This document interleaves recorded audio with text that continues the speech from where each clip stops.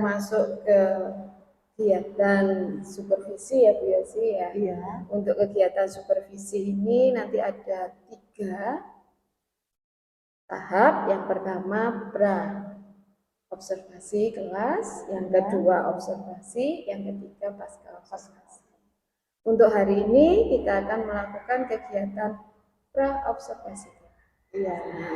Rencananya Bu Yosi mau melakukan observasi di kelas berapa? Di kelas 10 Ibu. Di kelas 10 dengan mata pelajaran Sosiologi.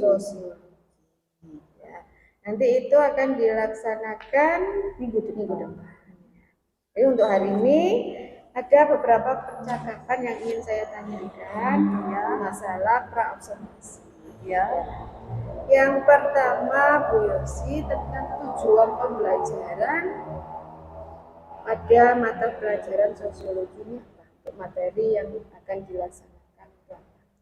Kebetulan materi yang akan saya laksanakan itu mengenai penelitian sosial. Penelitian sosial. Ya, jadi untuk tujuan pembelajarannya saya ingin peserta didik itu mampu memahami mengenai definisi penelitian sosial itu apa, lalu memahami karakteristik penelitian sosial serta metode-metode yang ada di penelitian sosial seperti itu. Nah, berarti nanti di sini Bu Yosi berharap anak-anak atau murid-murid memahami tentang penelitian sosial, kemudian karakter sosial dan metode sosial. Nah, kemudian untuk mencapai tujuan pembelajaran ini, area pengembangannya yang hendak dicapai yang mana Bu Yosi ya? Kompetensi atau area yang ingin saya kembangkan itu di kompetensi pengetahuan dan keterampilan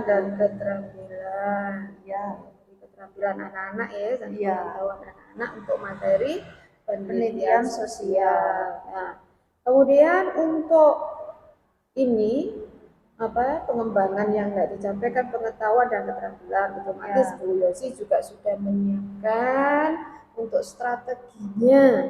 Ini strategi yang akan digunakan untuk mencapai tujuan dan area pengembangannya apa itu? Strategi pembelajaran nanti yaitu pembelajaran yang berdiferensiasi berdasarkan kesiapan siswa yang diintegrasikan dengan pembelajaran sosial dan emosionalnya, karena karakter siswa kan masing-masing itu berbeda-beda ya.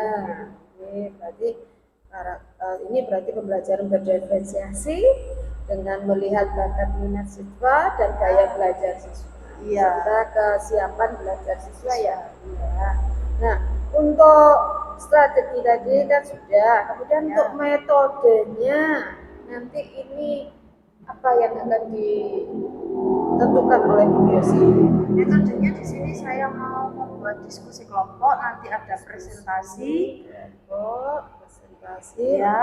lalu dengan model pembelajaran problem based learning atau penyelesaian masalah.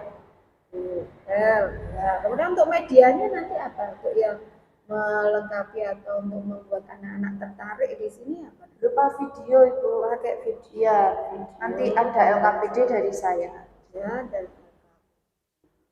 oke, sih. Jadi ini sudah lengkap ya untuk berarti Yosi ini kelihatannya sudah siap untuk melaksanakan observasi ya. Siap, Ibu. Ini kapan akan kita laksanakan? Minggu depan. Minggu depan. Tepatnya hari Rabu jam ke 2 dan 3. Jadi kalau gitu nanti kita sepakati kita bertemu lagi untuk kegiatan untuk kegiatan observasi kelas ya. Itu di hari Rabu jam ke-2 dan 3. Nanti kita ketemu di hari itu. Jadi saya tunggu kegiatan observasinya. Jadi sesuai apa yang kita sepakati, nanti kita amati nanti apa yang disetujui oleh Bu Yosi. Nah itu aja Bu Yosi, maaf ya mengganggu kegiatannya, mungkin Bu Yosi masih sibuk. Terima kasih. Sama-sama. Saya akhiri. Assalamualaikum warahmatullahi wabarakatuh. Waalaikumsalam warahmatullahi wabarakatuh. Salam dan bahagia. Salam dan bahagia. Kita ketemu minggu depan. Ibu. Enggak Bu Yasin. Assalamualaikum. Waalaikumsalam.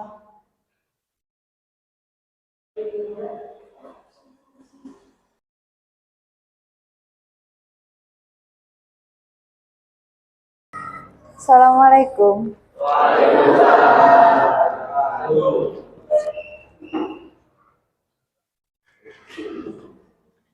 Sudah berdoa? Belum ya? Dipimpin berdoa terlebih dahulu.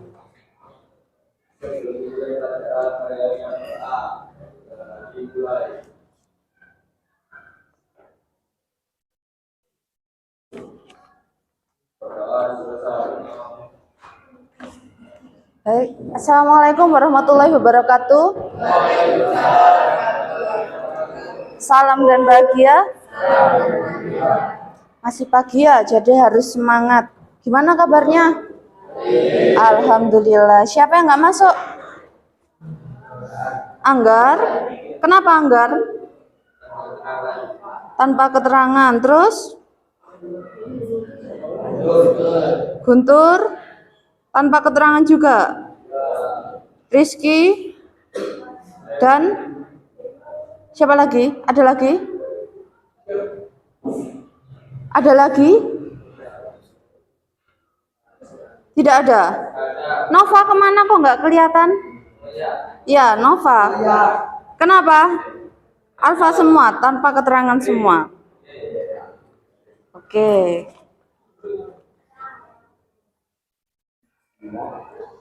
Untuk pagi hari ini, kalau minggu kemarin kan Bu Yosi sudah menerangkan mengenai bab 2 ya.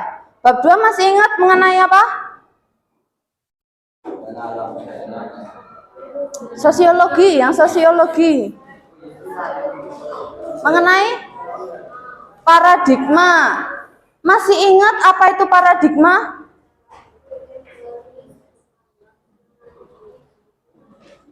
Cara berpikir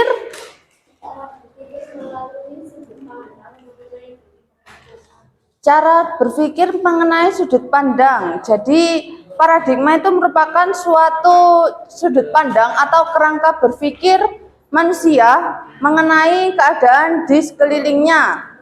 Nah, di sini ada kaitannya dengan bab 3. Bab 3 kita mempelajari mengenai penelitian sosial. Minggu kemarin sudah Bu Yosi singgung mengenai penelitian sosial, masih ingat? Ada kan di catatan? Mengenai penelitian sosial, minggu kemarin kan sudah saya singgung. Setelah bab 2, saya singgung mengenai penelitian sosial yang akan kita bahas hari ini. Coba, siapa yang tahu mengenai penelitian sosial, angkat tangan terlebih dahulu. Nanti dapat poin dari saya.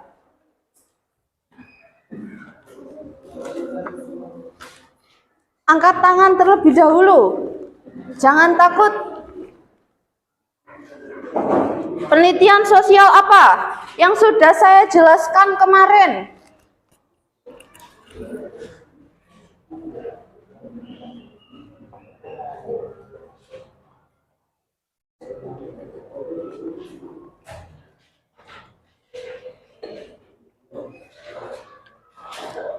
Apa itu penelitian sosial? Coba. Angkat tangan dulu. Namanya? Muhammad Edi. Gimana nak penelitian sosial? Penelitian yang menggunakan metode ilmiah. Nanti di sini kita juga membahas metode ilmiah. Hubungannya dengan paradigma apa? Hubungannya penelitian sosial dengan paradigma gimana? Kalau paradigma adalah sudut pandang. Kalau penelitian sosial adalah tadi apa, Edi?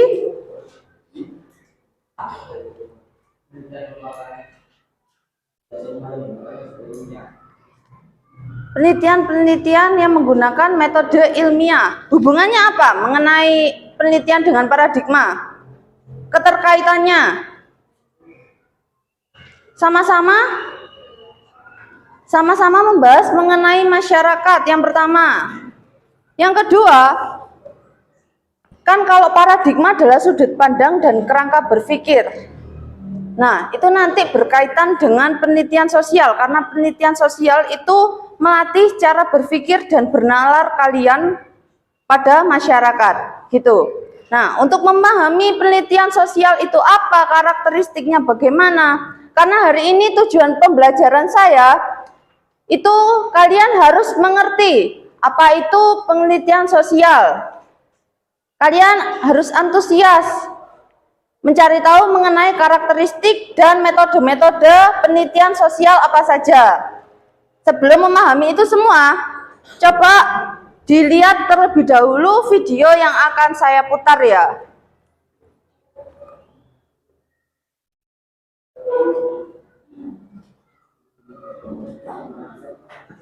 Sudah hampir 1 tahun berlalu, namun pandemi COVID-19 belum kunjung selesai. Pemberlakuan lockdown atau pembatasan sosial sejak awal pandemi mengganggu berbagai aspek, termasuk pekerjaan yang juga berdampak ke perekonomian suatu negara. Kondisi perekonomian yang makin buruk, rupanya dibarengi peningkatan permasalahan sosial. Lalu, gimana hubungan di antara keduanya? Apa dampak yang terasa seandainya terjadi permasalahan sosial?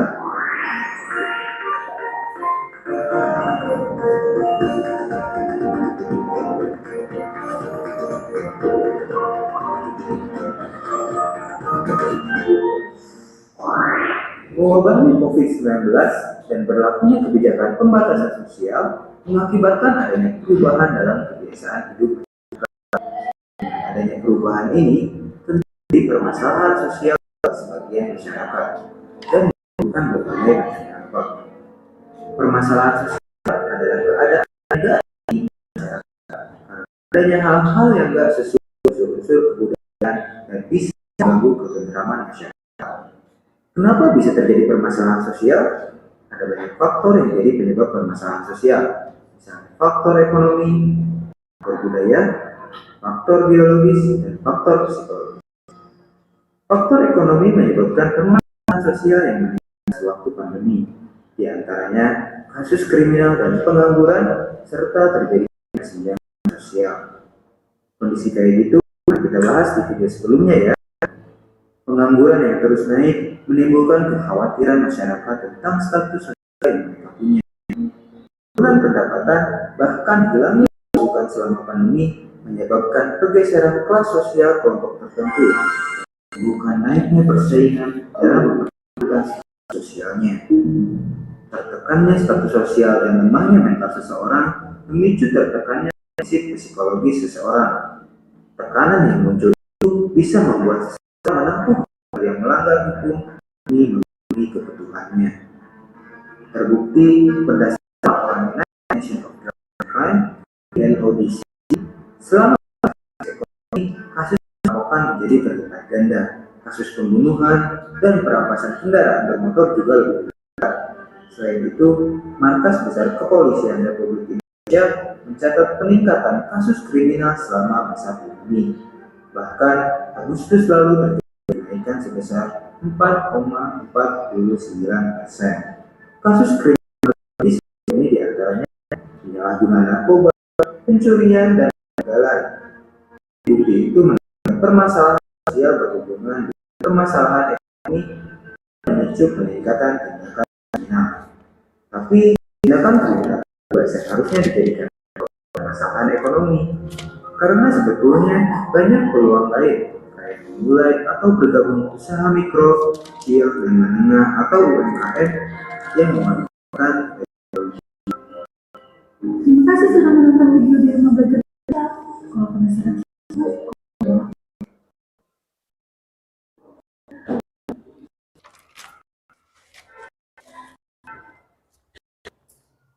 memahami penelitian sosial apa, coba dari video yang kalian lihat itu tadi, apa yang bisa kalian pahami? Ada yang bisa? Silakan angkat tangan. Nanti dapat poin dari saya. Video itu tadi bercerita mengenai apa? Angkat tangan dahulu. Real krisis ekonomi. Kenapa krisis ekonominya? Kalau dari penjelasan video tadi, yang kamu dapatkan dari video itu tadi, adanya krisis ekonomi, Bu. Betul, adanya krisis ekonomi. Kok bisa terjadi?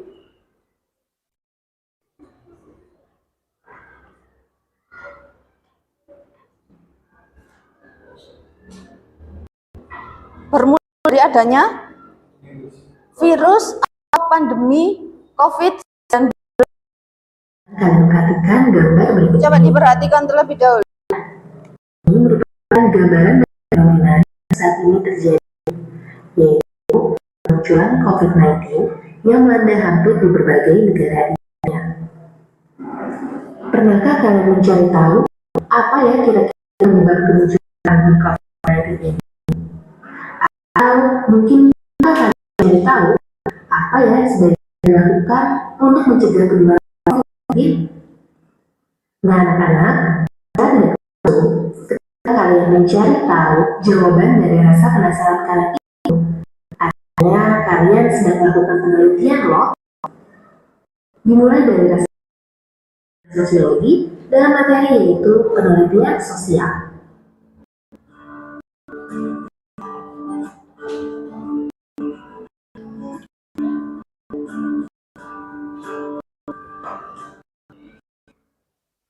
Mudah kalian dalam memahami materi penelitian sosial, maka Ibu telah membagi ke dalam beberapa poin.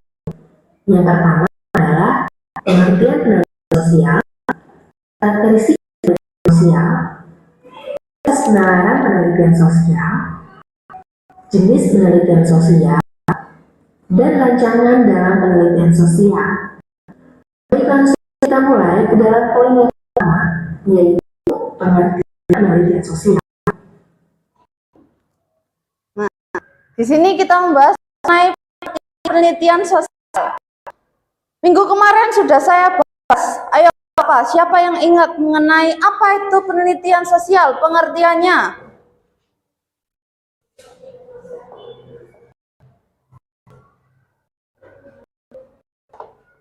Kalau dalam bahasa Inggris, penelitian itu apa? Research.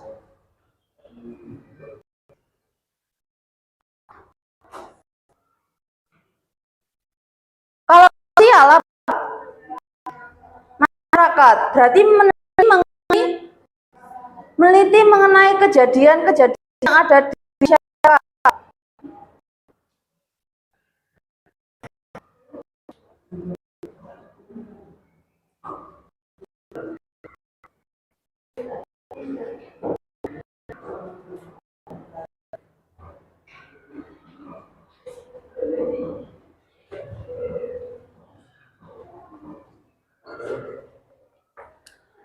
Untuk lebih bisa memahami lagi maksudnya bagaimana, coba dan didengarkan ya, bisa dicatat juga.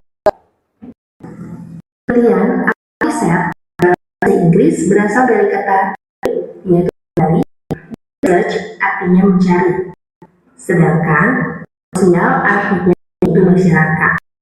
Sehingga dapat disimpulkan secara etimologi, penelitian berarti mencari data-data di lapangan untuk memberikan gambaran atau deskripsi dan penjelasan terhadap permasalahan sosial. Penelitian sosial Hasil, kan tadi kan saya menerangkan ya, penyebab anak telat masuk ke sekolah, ya kan? Terus kita kan sebagai peneliti otomatis mencari penyebabnya terlebih dahulu. Jadi melaksanakan wawancara atau omong-omongan sama anak yang telat itu tadi. Terus habis itu solusinya yaitu kualitatif ini tadi, itu kan metodenya melalui wawancara, ya kan? Metodenya melalui wawancara. Nanti solusi yang didapatkan atau hasil dari penelitiannya itu berupa uraian atau paragraf yang menggambarkan berarti anak ini harus bagaimana biar nggak telat berangkat ke sekolahnya. Sampai sini paham atau ada yang ditanyakan? Paham? Paham? Oke, sekarang Bu Yosi punya lembar LKPD atau lembar kerja peserta didik, bisa dikerjakan per kelompok Nanti ini masih berkaitan dengan video yang pertama tadi. Masih ingat videonya? Masih? Mengenai COVID-19 lalu merembet ke masalah yang seterusnya. Coba kalian teliti, cari mengenai topiknya apa, sesuai yang kemarin sudah saya ajarkan. Topiknya apa, rumusan masalahnya bagaimana, lalu metode yang digunakan seperti apa. Bisa? Bisa ya? Bisa, pasti bisa.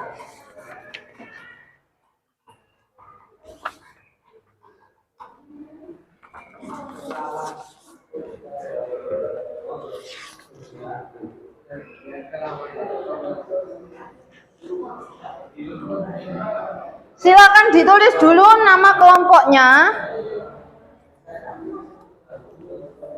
Terus nanti dari video yang saya tayangkan awal tadi dicari yang pertama adalah topiknya apa? Masih ingat topik itu apa?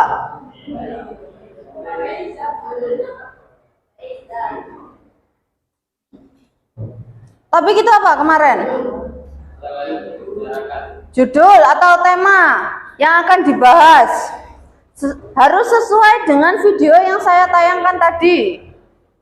Ya, lalu yang kedua adalah rumusan masalah.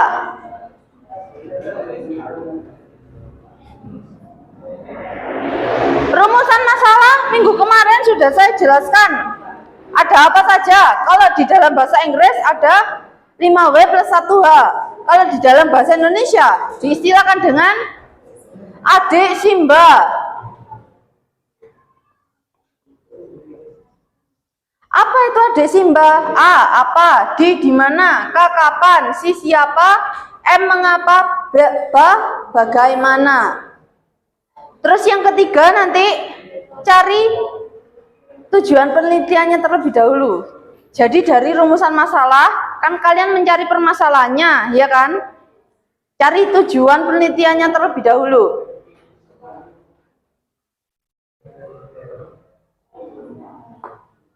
Yang keempat adalah metode.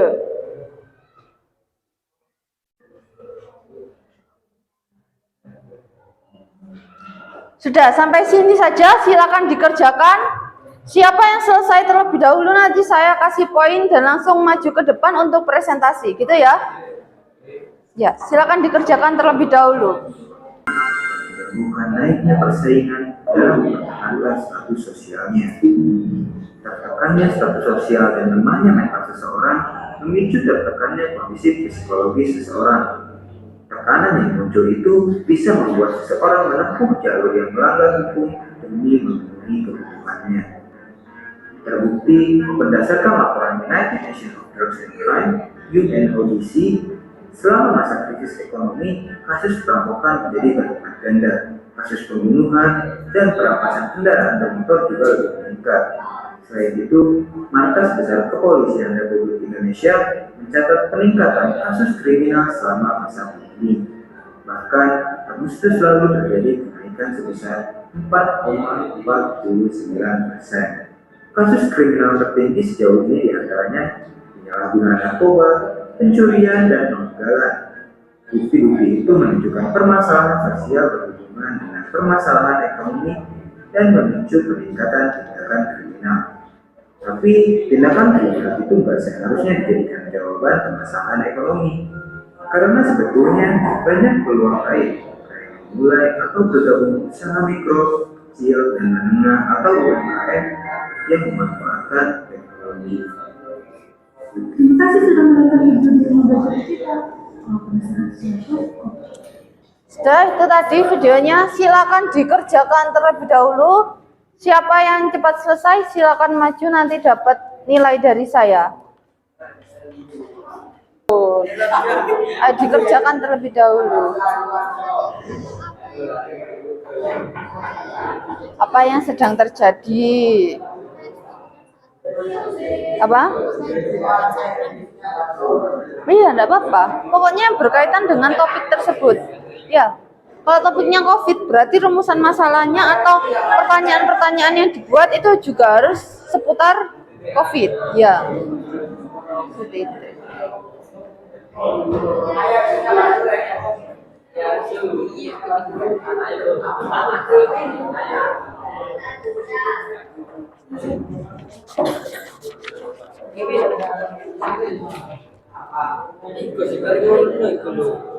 Bingung masih An. Kalau rumusan masalah itu berarti pertanyaan-pertanyaan yang kamu buat sekitar ini loh. Kenapa terjadi virus?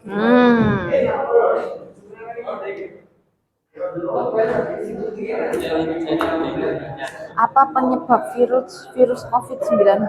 Pokoknya yang sekiranya jawabannya itu panjang-panjang. Meskipun 3 rumusan masalah atau 3 pertanyaan itu enggak apa-apa. Kan apa penyebab terjadinya virus? Nanti kan jawabannya kan panjang sekali. Ya. Mengapa virus itu bisa menyebar? Nah, bagaimana virus itu bisa teratasi? Ya kan, banyak sekali. Coba ditulis.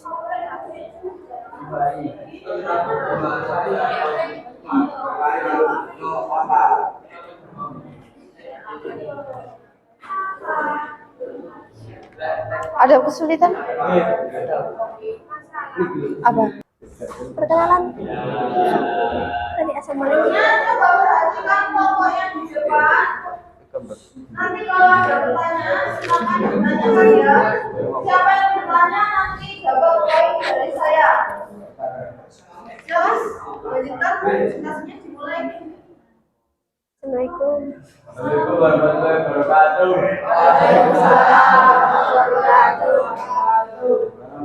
Salam bahagia. Kami dari kelompok 3 akan mempresentasikan Hasil kerja kelompok kami. Perkenalkan, Silakan, nama saya Adam. Perkenalkan, nama saya Farid. perkenalkan nama saya Zara. Nama saya Ari Putri.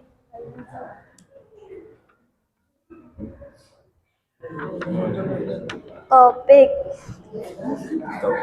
krisis ekonomi pasca pandemi. Rumusan masalah. Mengapa krisis ekonomi tidak bisa stabil pasca pandemi? 2. Bagaimana mengatasi krisis ekonomi? 3. Siapa saja yang terkena dampak dari krisis ekonomi? Tujuan penelitian untuk menjawab permasalahan-permasalahan yang terjadi di dalam masyarakat. Metode kualitatif. Sudah. Sudah. Itu tadi dari kelompok 3 sudah mempresentasikan dan sudah kelompoknya dari video yang saya putarkan itu tadi. Yang menjadi topik itu tadi sudah dijelaskan, krisis ekonomi pada saat pandemi, pasca atau setelah pandemi terjadinya krisis ekonomi.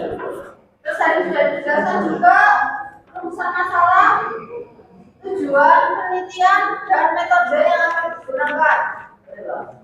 Ada yang ditanyakan dari kelompok yang lain? Silakan angkat tangan.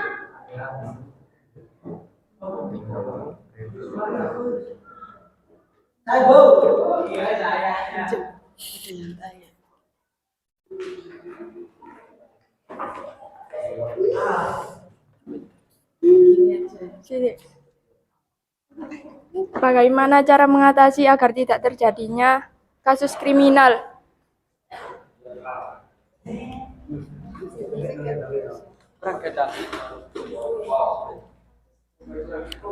Oke, itu tadi ada pertanyaan dari Maya dari kelompok 4 mengenai kasus kriminal. Tadi kan membahas mengenai krisis ekonomi ya. Dipegang aja.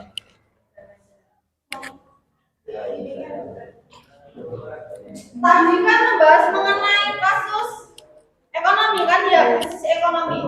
Dari krisis ekonomi tadi mengakibatkan banyaknya kriminalitas. Kalau krisis ekonomi berarti berhubungan dengan apa? Nah, banyaknya kriminal, kemiskinan, banyaknya kemiskinan. Kalau sudah terpojok, sudah kemiskinan sudah merajalela, otomatis adanya kriminalitas di mana-mana. Nah, cara mengatasinya bagaimana?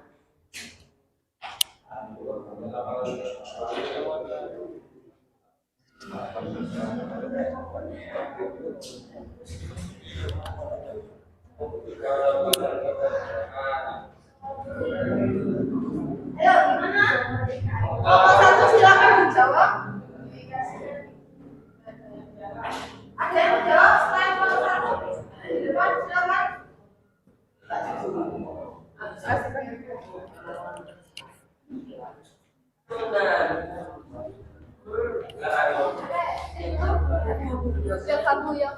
Perkenalkan nama. Dari kelompok mana, terus jawabannya ya. Ayo. Ayo siapa nih kok sih? Rina. Namanya, kelompoknya berapa? Ya, kelompok dua. Namanya siapa dulu? Nama saya Yoga. Di bawah nak. Ya Allah. Ya Allah, nama saya Yoga dari kelompok 2. Membuka lapangan pekerjaan.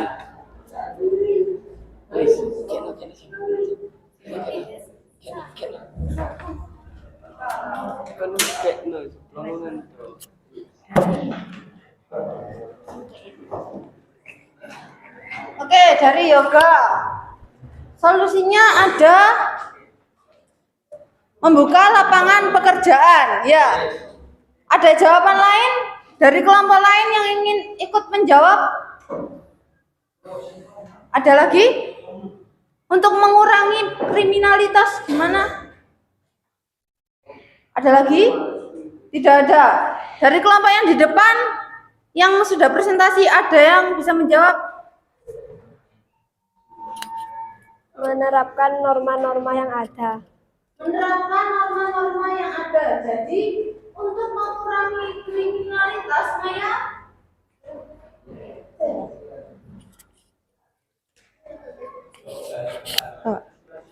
jadi untuk mengurangi kriminalitas yang ada di masyarakat, karena kriminalitas itu adalah dampak dari adanya krisis ekonomi, ya kan? Bisa dari menerapkan norma-norma yang ada di dalam masyarakat. Norma apa saja yang ada di dalam masyarakat? Norma hukum, norma kesusilaan, agama, kesopanan, budaya, dan lain sebagainya. Kan banyak ya norma-norma. Itu bisa menerapkan norma-norma itu. Dan ada juga pendapat yang lain dengan membuka lapangan pekerjaan. Nah, biar mereka yang merasa kekurangan dan mau bertindak kriminalitas itu sudah mendapatkan lapangan pekerjaan dengan adanya dibukanya lapangan pekerjaan. Dari sini ada yang ditanyakan lagi untuk kelompok lain? Tidak ada. Boleh ditutup? Saya akhiri. Sekian dari kami. Saya akhiri. Wassalamualaikum warahmatullahi wabarakatuh. Salam dan bahagia.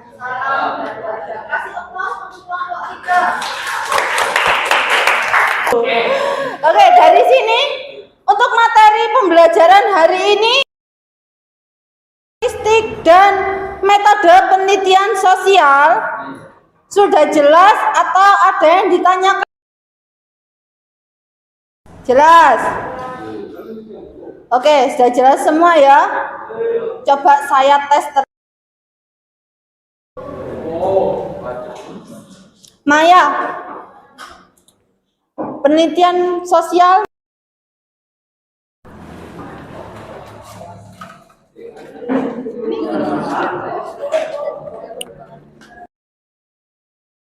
merupakan kegiatan riset terhadap gejala-gejala sosial yang menyangkut manusia dan masyarakat sosial dan kemudian memverifikasinya secara historis normal.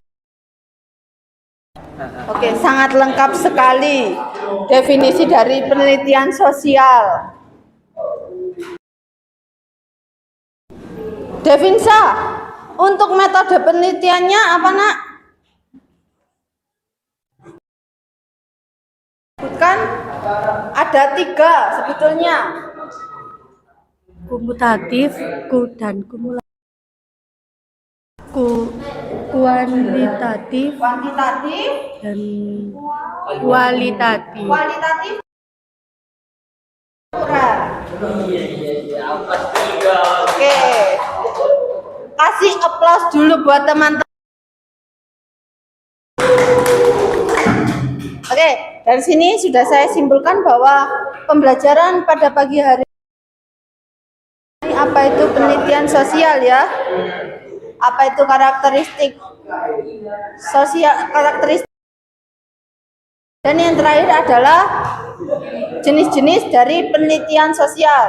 Dan untuk pembelajaran minggu depan, pelajari lagi, coba didengarkan terlebih dahulu, Nak. Untuk minggu depan,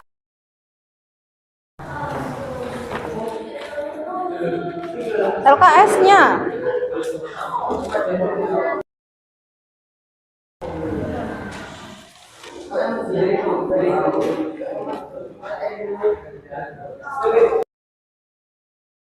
metode penelitian ya. Kalau di LKS dijelaskan metode penelitian tadi ada 3. Untuk minggu depan kita penelitian sosial yang lainnya itu apa saja. Oke, silakan dipelajari di rumah. Saya akhiri ya. Ya, waktunya istirahat. Saya akhiri dan terima kasih. Wassalamualaikum warahmatullahi wabarakatuh. Salam dan bahagia.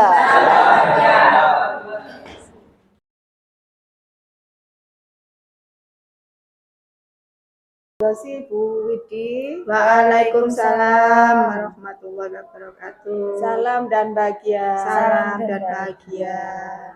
Terima kasih waktunya yang diberikan oleh Bu Widi dan Bu Yosi untuk kesempatan ini. Kali ini kita bertemu untuk melakukan kegiatan pasca observasi sebagai lanjutan dari kegiatan supervisi yang kemarin.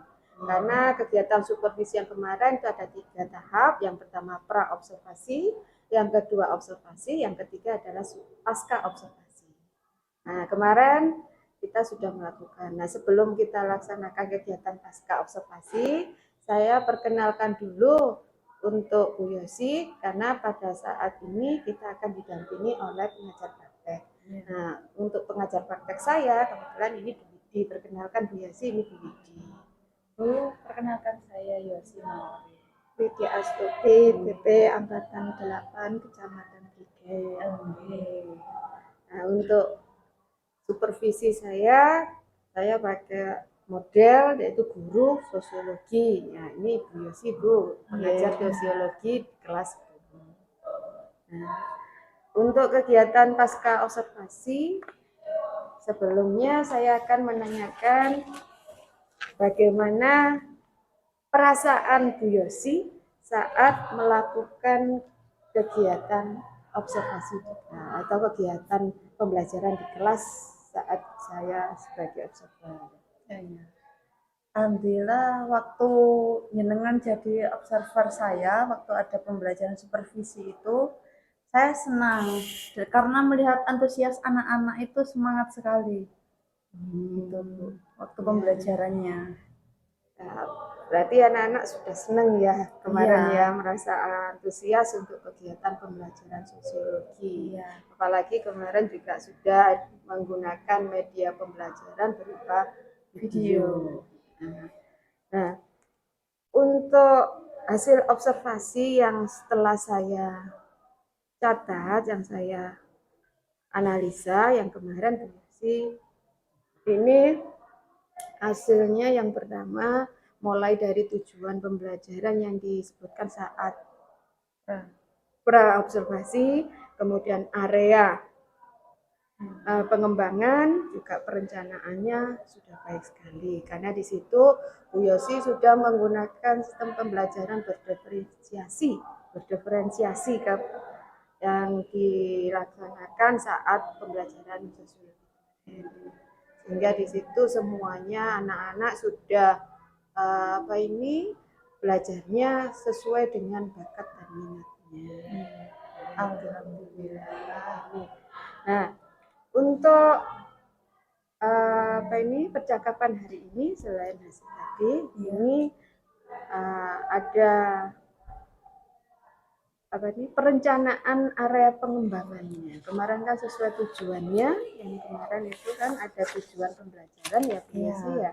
Ini tentang penelitian sosial. Nah, ini. Kemudian area yang dikembangkan adalah keterampilan dan pengetahuan. Ya. Kemudian strateginya menggunakan pembelajaran berdiferensiasi dengan metode kemarin ini PBL ya. Kemudian medianya menggunakan video pembelajaran. Ya. Nah, untuk rencana untuk area pengembangan yang kemarin Bu Yosi, apakah sudah sesuai dengan harapannya Bu Yosi? Untuk area pengembangan kemarin, alhamdulillah saya rasa sudah sesuai, Bu. Ya. Jadi area pengembangan untuk pengetahuan dan keterampilannya sudah sesuai. Jadi anak-anak sudah maju, berani untuk presentasi. Nah, ini kan juga keterampilan. Ada tanya jawab juga kan, antusiasnya anak-anak seperti itu. Kemudian untuk rencana aksi pengembangan diri, apakah nanti ada tindak lanjutnya atau bagaimana Bu Yosi? Pengembangan diri waktu saya ngajarnya. Iya, untuk hasil dari kegiatannya, apakah nanti ada aksi pengembangan dirinya? Ada.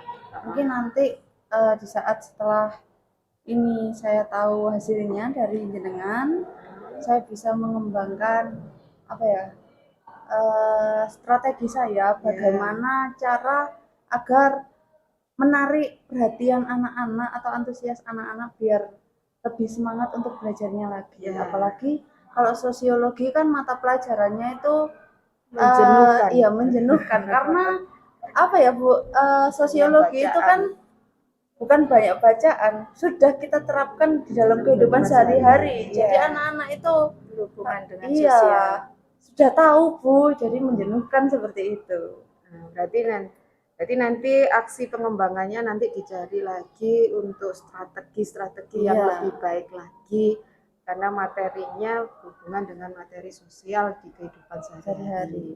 Sehingga anak-anak itu nanti biar lebih antusias untuk belajar. Seperti itu. Itu saja Bu Yosi untuk percakapan pasca observasi pada hari ini. Mungkin nanti Ibu PP, Bu Widi mau menambah untuk refleksi dari Bu Widi. Terima kasih untuk Bu Yosi sudah melakukan yang terbaik ya, artinya pembelajarannya anak-anak sudah senang dan antusias. Kemudian dari hasil praobservasi dan area pengembangan sudah dilaksanakan. Kemudian melaksanakan pembelajaran diferensiasi, keterampilan dan pengetahuannya memakai model pembelajaran PBL yaitu problem based learning. Nah, kemudian disertai dengan media pembelajaran dan LKPD. Untuk area pengembangannya sudah sesuai, anaknya juga sudah melakukan presentasi dan tanya jawab. Kemudian pengembangan dirinya setelah hasilnya itu Bu Yosi mau mengembangkan strategi pembelajaran di samping PBL, selain PBL, dan karena materi sosiologi ini cukup kurang diminati. kurang diminati. Nah, jadi fokusnya ini untuk pengembangan dirinya, mengembangkan strategi pembelajaran yang lain supaya anak-anak itu minat dalam pembelajaran sosiologi. Harapannya seperti itu, nggih. Learningnya di materi itu berkaitan dengan apa ya? Kan ada sintaknya. Itu yang saya jadi nanti biar tahu sintaknya PBL itu bagaimana nanti ke muridnya, permasalahan materi pada sosiologi, kemudian media pembelajaran yang saya pakai apa, itu harus secara rinci untuk keterampilan dan pengetahuan serta pengembangan area pengembangannya ya di area. Itu saja Bu dari saya. Terima kasih Bu Sulis, Bu Yosi sebagai observer. Ya Bu, sama-sama. Terima kasih Bu Widi sebagai pengajar praktek untuk kegiatan pasca observasi ini. Saya sangat berterima kasih sekali karena memberikan masukannya lebih baik lagi untuk kami berdua. Dari kegiatan ini saya akhiri. Wassalamualaikum warahmatullahi wabarakatuh. Waalaikumsalam warahmatullahi wabarakatuh. Salam dan bahagia. Salam dan bahagia.